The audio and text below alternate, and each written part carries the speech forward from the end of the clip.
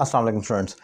कुछ अल्फाज जो सिमिलर लगते हैं उनमें दो इंसिडेंट और एक्सीडेंट ऐसे अल्फाज हैं जिन दोनों का मतलब है हादसा होना, लेकिन इन दोनों के इस्तेमाल में फ़र्क है और वो क्या फ़र्क है आज इसी पॉइंट को मैं डिफ़ाइन करूँगा।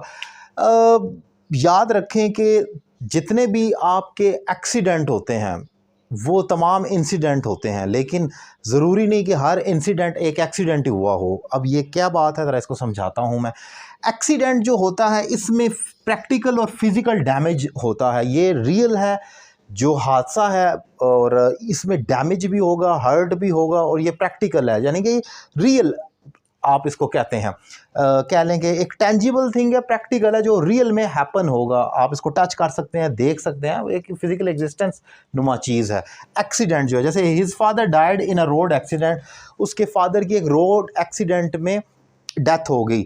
अब यहाँ पर आप देख सकते हैं रोड एक्सीडेंट एक ऑब्वियसली हादसा हुआ है जिसमें उसके फादर हर्ट हुए हैं पहले, और फिर ऑब्वियसली उनकी डेथ होगी, डैमेज हुआ, सब कुछ हुआ, सब ने देखा, और ये प्रैक्टिकल एक हुआ है, इसको एक्सीडेंट कहा जाएगा। लेकिन जो इंसिडेंट होता है उसमें it may not cause physical damage और हर्ट, मे बी उसमें कोई फिजिकल डैमेज ना हुआ हो आपको, और वो फिजिकली इंसिडेंट, वो जो फिजिकली इवेंट भी ना हुआ हो, जो इवेंट रिपोर्ट किया जाएगा इंसिडेंट में, कोई इवेंट है जो कि ज़रूरी नहीं है कि हुआ है और सब ने देखा है, वो आपके ख्यालात में भी हो सकता है। अब उसी फिक्रे को मैं आगे परस्यू कर रहा हूँ। जब उसके his father died in a road accident, the death of his father was an unforgettable incident for him। अब फिर देखें, the death of his father was an unforgettable incident for him, उसके फादर की डेथ उसके लिए एक unforgettable incident है, हादसा है। यहाँ पर तो जो कोट किया जा रहा है वो हादसा, जो उसके फादर की डेथ है, पहले वो एक्सीडेंट हुआ और उस दूसरे लड़के के लिए, उसके बेटे के लिए ये इंसिडेंट है। तो इंसिडेंट जो होता है ये ज़रूरी नहीं है कि फिज़िकली डैमेज पर हो इन्हिसार करे। यहाँ पर तो ये फिज़िकली हुआ, लेकिन ज़रूरी नहीं है।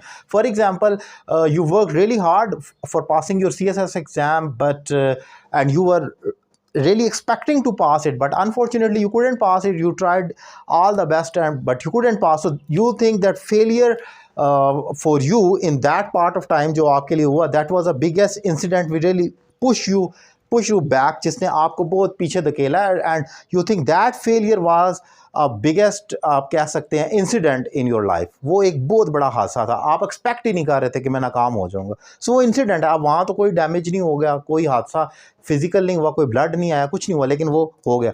तो जब रोड पर चलते हुए एक एक्सीडेंट होता है, कोई भी एक्सीडेंट हो जाता है, वो एक इंसिडेंट कहलाता है। वो एक इंसिडेंट तो होगा ही होगा ऑब्वियसली, हर एक्सीडेंट एक इंसिडेंट है। जो 1122 की सर्विस चल रही होती है रोड पर, आप देखते हैं, बाय द वे बहुत ही ब्रिलियंट सर्विस है, मैं समझता हूँ, मैंने खुद भी देखा है, पाकिस्तान में शायद ही कोई इस जैसी सर्विस हो। I think top of the list अगर हम कहें कि सबसे सक्सेसफुल है तो वो 1122 की सर्विस है जो पंजाब में है, तो ये बहुत ही ब्रिलियंट है। तो अब वो जो गाड़ी जब रोड पर चल रही होती है, ऑब्वियसली वो किसी को भी सर्विस देने जा रहे हैं, सो वो जहाँ भी जा रहे हैं वो एक एक्सीडेंट के लिए जा रहे हैं, कोई एक्सीडेंट हो चुका है, लेकिन जो एक्सीडेंट हुआ है वो मे भी उनके जो मोहल्ले के लोग हैं या बच्चे हैं उनके लिए एक इंसिडेंट हो, वो सारी ज़िंदगी का गेम चेंजर हो, उनके दिमागों पर साइकोलॉजिकल इफेक्ट डाले। So this is the difference between an accident and incident. So important point है, मैंने डिफाइन किया। उम्मीद करता हूँ लेक्चर आपको पसंद आया होगा। अगर आप दीगर लेक्चर देखना चाहें मेरा यूट्यूब चैनल सब्सक्राइब करना मत भूलें। Thank you very much.